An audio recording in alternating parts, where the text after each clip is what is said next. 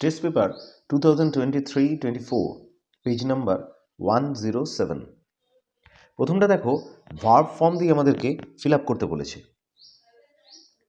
4 নম্বর কোয়েশ্চেনটা দেখো, since last 3 to 4 matches I, এখানে তিনটে অপশন আছে, অ্যাম saying, have been saying, was saying the same thing at the toss. আমরা জানি যে কোনো জিনিসে সিন্স বা ফর থাকলে একটা হ্যাভ বিন অথবা হ্যাজ বিন ইউজ করতে হয়, আর সেই জন্যই আমরা ঠিক এই অপশনটা এখানে বেছে নেব, হ্যাভ বিন সেইং। মানেটা হলো লাস্ট 3 থেকে 4টে ম্যাচে আমি একই কথা বলে আসছি। তারপর দেখো, ইফ উই, এখানে তিনটে অপশন আছে, play, have played, played, collectively, result, এখানেও তিনটে অপশন আছে, was, is, will be in our favour. আমরা জানি যে ফিউচার টেন্সে দুটো উইল কখনো ব্যবহার হবে না, একটা প্রেজেন্ট ইনডেফিনিট টেন্স ব্যবহার হবে, আর একটা উইল দিয়ে ব্যবহার করতে হবে। সুতরাং এখানে অ্যান্সারটা এরকম হবে, if we play collectively result will be in our favour.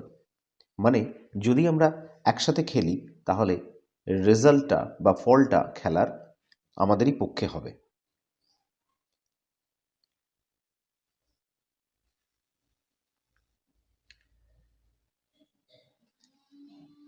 চলে আসছি এর পরেরটাতে, আর্টিকেলস অ্যান্ড প্রিপোজিশনস। এখানে তিনটে ফিল ইন দ্য গ্যাপস ছিল। আমি একবার প্যারাগ্রাফটা পড়ে দিচ্ছি। এখানে তিনটে ফিল ইন দ্য ব্ল্যাঙ্কস ছিল, আমি পড়ে একবার বুঝিয়ে দিচ্ছি ব্যাপারটা। A spell of thunder showers had brought temporary relief to the scorching conditions. কথাটার মানে হলো, এর মানেটা হলো এক ঝলক বজ্রবিদ্যুৎ কিছুক্ষণের জন্য একটা ক্ষণিকের আরাম এনে দিয়েছিল ওই ঝলসানো গরমটার মধ্যে। তারপর দেখো, but the next 2 days were back to being hot and sultry. কিন্তু পরের দুদিন ছিল গরম এবং গুমোট। তাহলে আমাদের ব্ল্যাঙ্কসগুলো হলো, স্পেল অফ এই একটা, রিলিফের পরে টু এই প্রিপোজিশনটা ব্যবহার হলো, আর তারপরে আর্টিকেল ব্যবহার হলো বাট দ্য নেক্সট ডে, কারণ ওই দুটো দিনকে নির্দিষ্ট করে বোঝাচ্ছে বলে। নিশ্চয়ই ক্লিয়ার হয়েছে এই পার্টটা। চলে আসছি তারপরের পার্টে। এবার বি এর একেরটা দেখো, এটা একটা ন্যারেশন চেঞ্জ করতে বলা আছে। The teacher said to the boys don't be cruel to the street dogs. এখানের মানেটা বোঝাচ্ছে শিক্ষক মহাশয় ছেলেগুলোকে বলেছিল যে রাস্তার কুকুরদের প্রতি নির্দয় বা নিষ্ঠুর হয়েও না। অ্যান্সারটা দেখো, দ্য টিচার, এখানে আমরা সেইড টু দ্য বয়েজ যখন এখানে বলছে কোনো জিনিসের প্রতি নিষ্ঠুর না হতে, তখন সেটা আমরা এখানে নিশ্চয়ই অ্যাডভাইস করতে পারি। সে কারণে এটা হলো, the teacher advised the boys not to be cruel to the street dogs. এইভাবে ন্যারেশনটা এখানে করা হলো। Number 2, Sachin Tendulkar is one of the greatest cricketers of the world. আমরা বুঝতেই পারছি ওয়ান অফ দ্য গ্রেটেস্ট আছে মানে এটা সুপারলেটিভ ডিগ্রিতে আছে, এটাকে কম্পারেটিভ ডিগ্রিতে আনতে বলেছে। এবার অ্যান্সার দেখো, Sachin Tendulkar is greater than most other cricketers in the world. এখানে দ্যান করা হলো যেহেতু এটা কম্পারেটিভ ডিগ্রিতে করা হয়েছে, আর গ্রেট এর কম্পারেটিভ ফর্ম মানে এখানে গ্রেটার কথাটা ব্যবহার করা হলো, মোস্ট আদার করা হলো। এর অর্থটা হলো যে সচিন তেন্ডুলকর পৃথিবীর বেশিরভাগ ব্যাটসম্যানদের থেকে আরও ভালো।